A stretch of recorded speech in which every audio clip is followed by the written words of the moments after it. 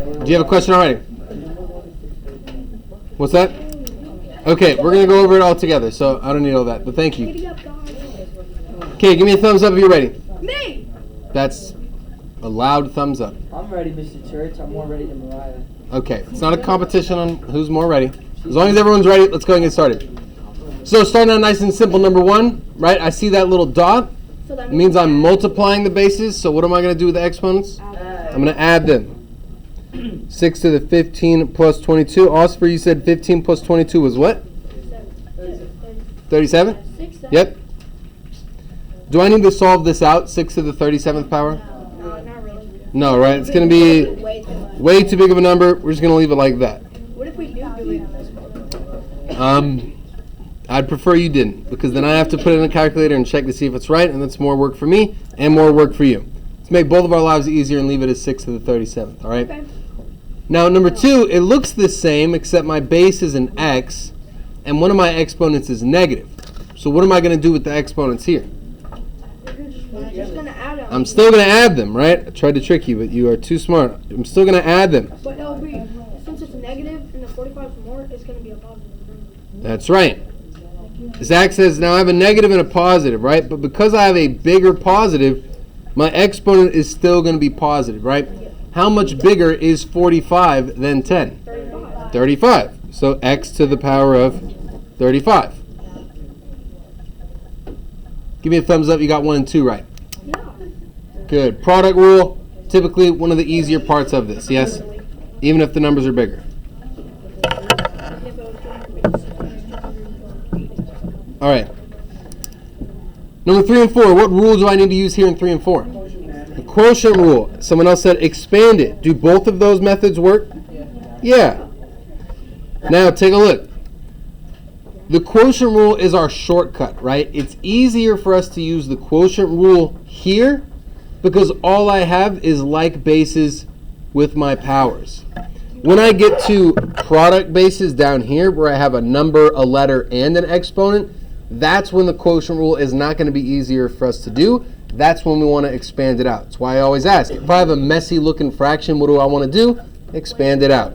This fraction is not messy at all. It's quite simple. There's 16 tens on top, 2 tens on bottom. Right? So to avoid myself writing 10 out 16 times, I can just use the quotient rule, which tells me that I'm going to do what with those exponents? I'm going to subtract. I'm going to minus. Should I do the top minus the bottom or the bottom minus the top, though? Top minus the bottom, right? 16 minus 2. What is 16 minus 2? 14. So for those of you that expanded 10 out 16 times and crossed 2 pairs out, doesn't this look a little bit easier for us? Yes. Yeah, way easier, right? But we may run into something like number 4. I see I have like bases. They're not product bases, which is good. It's going to be So I'm going to subtract these exponents down. What does 4 minus 6 give me? Negative 2. Is that my final answer? No. If I have a negative exponent, now I have a little bit of extra work, right? At the very top, your answer should only contain positive exponents. It's going to say that on the test as well. So do not forget.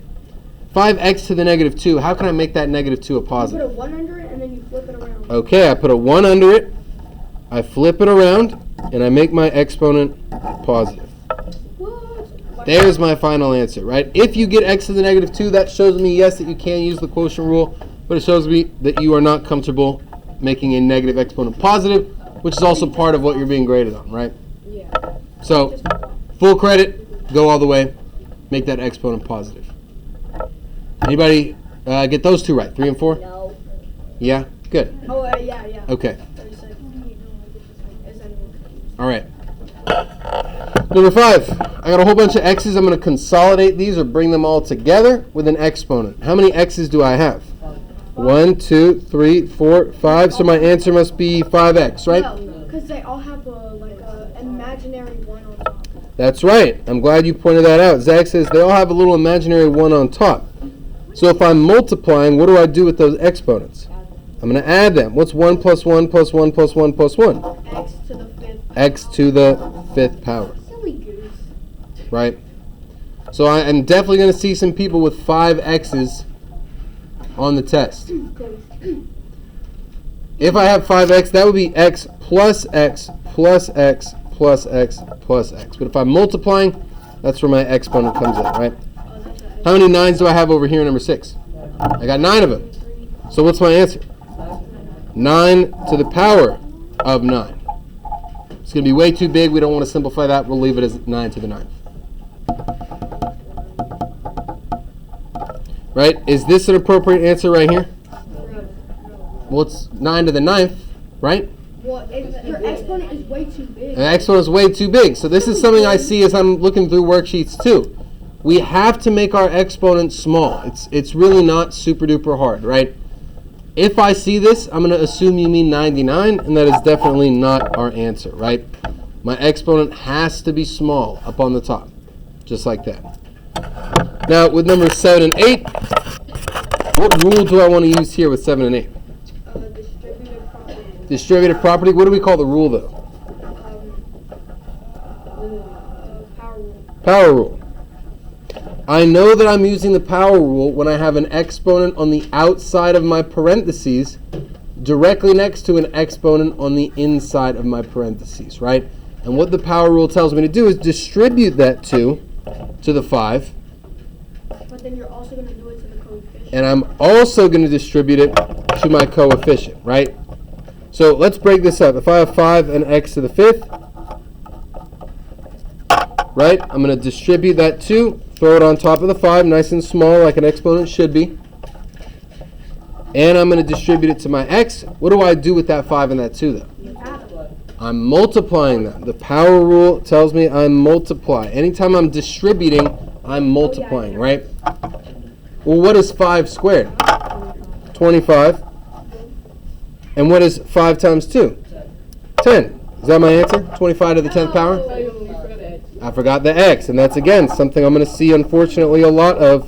Hopefully not, but probably. I'll see it a couple times tomorrow. You have to make sure you're putting the coefficient and the variable. Same idea over here with number 8. I distribute the 4 to the 3. I distribute the 4 to the exponent 3 and multiply. What is 3 to the 4th power? Is that 12? 3 times 4, right? Yeah, that's 12. Yeah, 12, okay. Oh, wait. No. I thought you were talking about the exponent. No. Oh, the exponent? You got a 3 times 3 times 3 times 3. Oh, my bad. What is 3 times 3 times 3 times 3? 81. 81. 6, 7. We'll get to those ones, guys. Okay, stand tight. All right, see how my answers are kind of in the same mode. I got a big number in front, I got my x, and I got my power. That's what we're looking for with the power rule. Okay, any questions I can answer on 7 and 8? No. Is that what you guys got? Yes. Okay, perfect. I appreciate it. Now, 9 and 10, I got some messy fractions. What do I want to do with those messy fractions? I'm going to space it out and expand it out, right? When you're in doubt, it's just like That's right. this messy and you don't know what to do, so you're in doubt. So Okay, absolutely. So if I have 16, how can I break up 16? 8 times 4 times 4, or 8 times 2. Well, if I have 4 times 4, how can I break up my 4s? 2 times 2 times 2. 2 times 2 times 2 times 2. How many x's do I have? 4. 4. All right. Now 24 is a little bit trickier. I'm going to do a factor tree just so I don't lose track of what I'm doing, right? What 2 numbers multiply to give me 24? 12 and 2. What 2 numbers multiply to give me 12? 6 and 2. What 2 numbers multiply to give me 6? 3 and 2. 3 and 2. So I got 3 times 2 times 2 times 2. 3 times 2 times 2 times 2, right? So doing a factor tree can help you organize, and it helps you break down to the, what's it called? Yeah, smallest, the prime factors is what I'm looking for. Prime factors. How many x's do I have on the bottom? I got 2. All right. Am I all expanded out? Yes. All right. What can I circle up and cancel now? The x's and the 3 pairs of 2's. How many pairs of x's? 2. 2. So on the top, I'm left with 2. X. What's my power of x? 2. 2. Because I got 2 of them. And on the bottom, I've got 3. Right? Now, If the prime factor stuff is a little bit tricky, question. Can I use the bathroom? No. No, if you already left, you can't go twice. I'm sorry. So number 10, look at my coefficients. I got 40 and I got 8. What do we notice about 40 and 8? Is there anything that jumps out to you when I see 40 and 8? You said what, Araya? You're right. What did you say? 8 is a multiple of 40. Yeah, 8 is a factor of 40. 40 is a multiple of 8. Yeah, 8 is a factor of 40. So if I notice that, right, I don't need to split this up all the way because 40 is just 8 times what? 8 times what is 40? 5? Right? Can I split 5 up anymore? No. So what numbers am I going to group up and cancel here? The 8s. I don't need to go 2 times 2 times 2 times 5. I can just make it shorter for myself by recognizing when numbers go into each other. Yeah? This one over here, number 9, that's 8 times 2 over 8 times 3. Well, if I circle up and cancel the 8s, I still have 2 over 3. You see that? So if you start recognizing that, it'll make your life a little bit easier. If you don't understand what I'm talking about, break it down all the way. Okay? I got 3 J's on the top, 7 on the bottom. I know that 4 of them are going to cancel then, of course. Or 3 of them are going to cancel, I should say. 4 of them will be left over. 5 over J to the 4th. That's what we get. All right, anybody get 9 and 10 right, both of them? I feel like this is where we're doing our best, is with the expanding out, hopefully. Okay.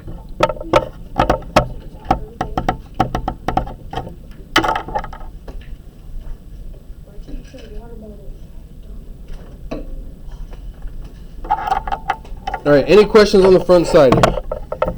No? Okay.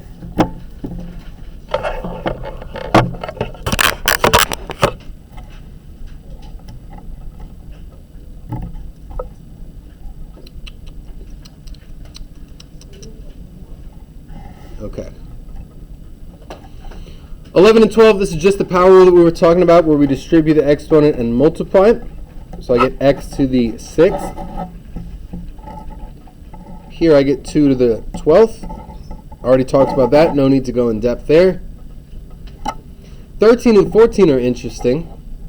Right? What can I do in number 13? What's the first thing that jumps out to you that we can do?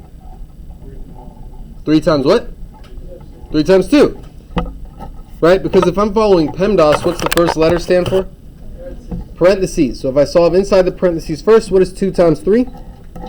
6. And then what is 6 squared? 36.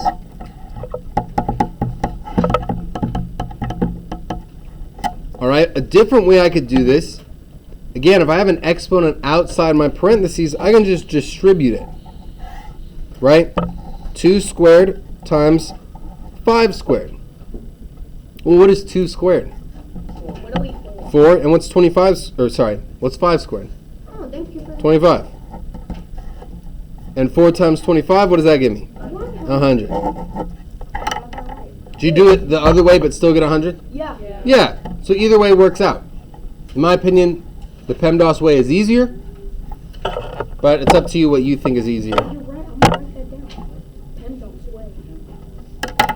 Yeah, solve inside the parenthesis first, then do the exponent. That's literally the P and the E of PEMDAS. Yeah, Oscar. One more time. You don't understand number 14? The way that I did it? Did you understand this way? Okay, then let's do it that way. If I solve on the inside first, Oscar, what's 2 times 5? 10. And then I have 10 squared. Well, what's 10 times 10? 100. Is that the way you did it? Perfect. Do it that way. We get the same answer either way. Again, like I said, the PEMDAS way is definitely less work, but it's up to you whichever way you want to do. I'm not going to tell you what to do to that degree. All right? Good on 13, 14? Yeah? Okay.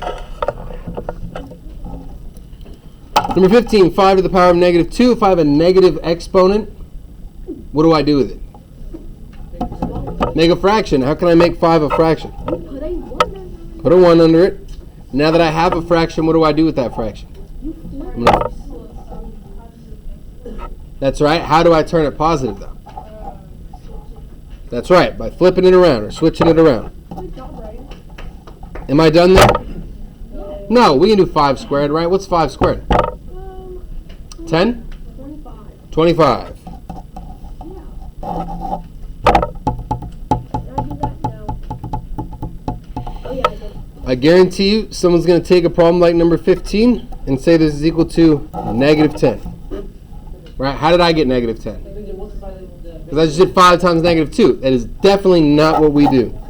So goofy. That's right, because it's 5 times 5 on the bottom. 25. That 2 don't mean nothing. Right? I'm also going to see some people go, oh, 5 squared is 25. With a negative, that must be negative 25. You guys see that? Yeah. Again, not what we do. Put it over 1, flip it around. Did it a million times. Yeah, right? Like, I did it like that, but I flipped it and turned it into a fraction. Is that okay? You did it like this? Yeah. What did you get as an answer? Negative 1 over 25? No, I just got 125 because I flipped the... I see what you did. Okay. So, you remembered to get rid of the negative in your answer, which is fine. But if you don't remember to get rid of it, then it would be wrong then. Okay?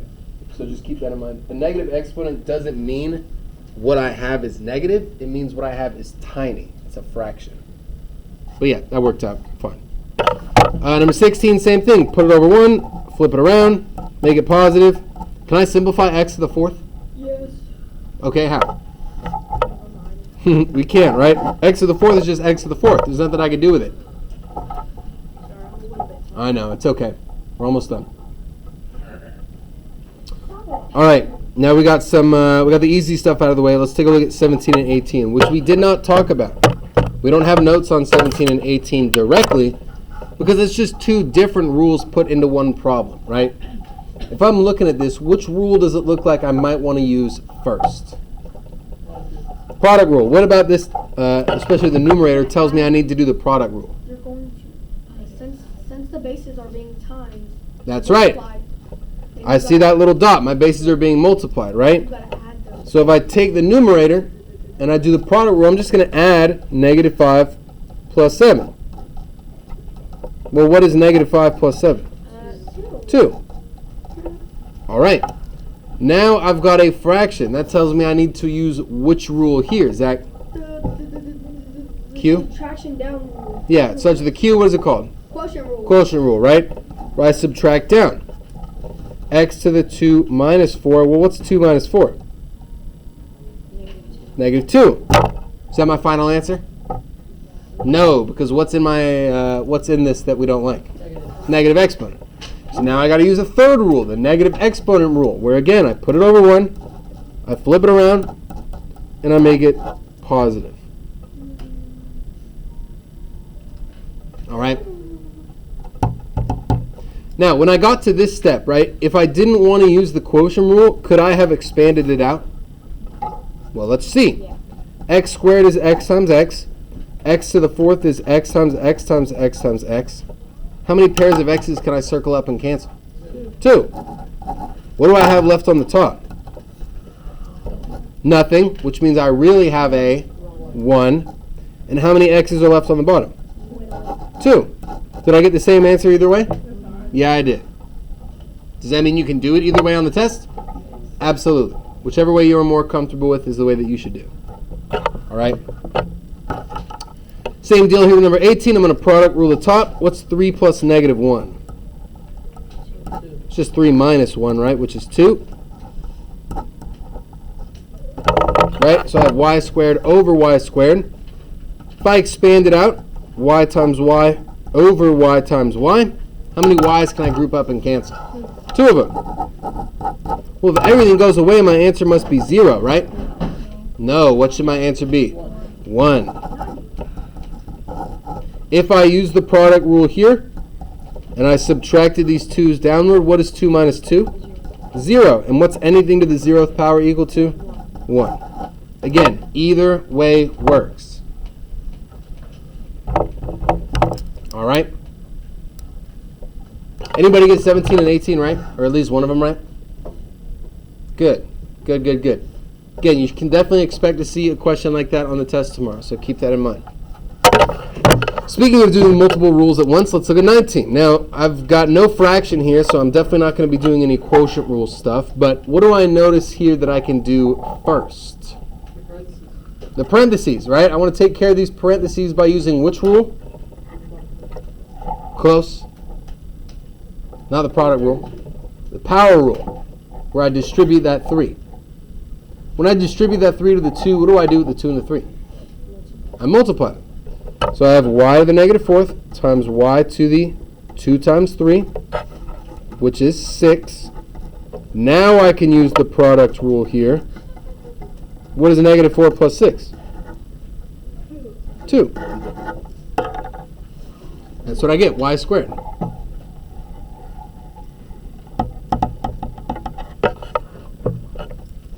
Same thing here. I'm going to distribute. Even though it's negative, that's fine because I'm multiplying.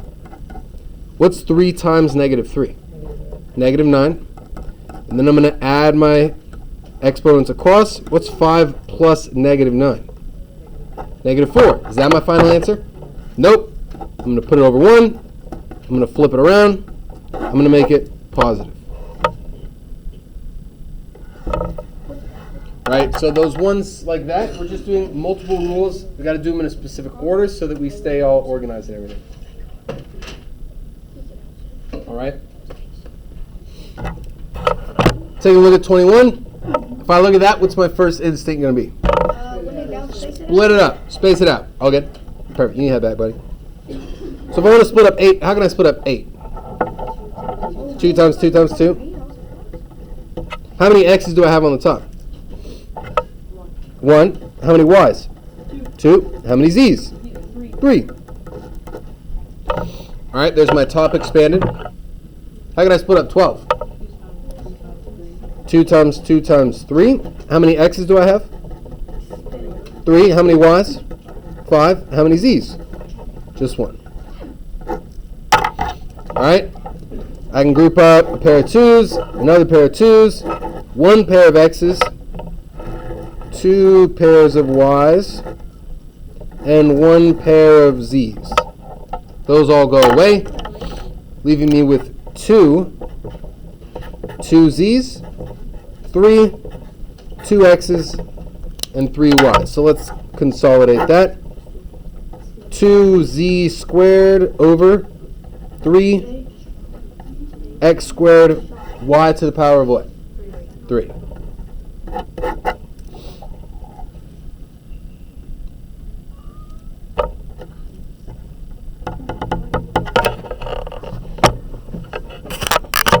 Now, number 22, is there a shortcut I can do with my little terms in the front, my coefficients there? Do 20 and 10 have anything in common? Any factors? 10, right? They got a 10. So 20 is 2 times 10. 10 is 1 times 10. So I know that my 10s are going to cancel out. Right? It's just like how we learned about, I think maybe last year, the year before. If I'm simplifying a fraction, I can divide the top by 10 and the bottom by 10. Does that look familiar to anyone? No. No? Okay, well then, that's fine. Just do it the way that we talked about. Splitting it up. Even if I do 2 times 2 times 5 over 2 times 5, I'm canceling out a 2 and a 5. I got 4 J's up top, 4 K's up top, and an L. I got 1 J on the bottom, 6 K's on the bottom, and 3 L's on the bottom. All right, how many J's can I cancel out? 1 pair. How many K's? 1, 2, 3, 4. How many L's? Just 1. So on the top, I've got a 2 with 3 J's. On the bottom, I just have 2 K's and 2 L's. 2 with 3 J's, 2 K's, 2 L's.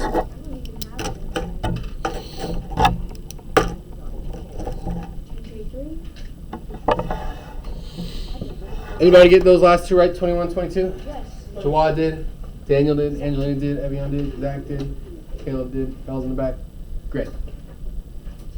Don't make me do it, Mr. Coach.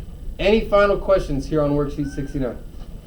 Quick show of thumbs. How are we feeling about the test? Thumbs up. Feeling really confident that you're going to do really good. Thumbs sideways. Thinking, feeling okay. Maybe you're going to do okay. Thumbs down. You think you're going to do bad? Okay. Hopefully no one thinks you're going to do bad after all that.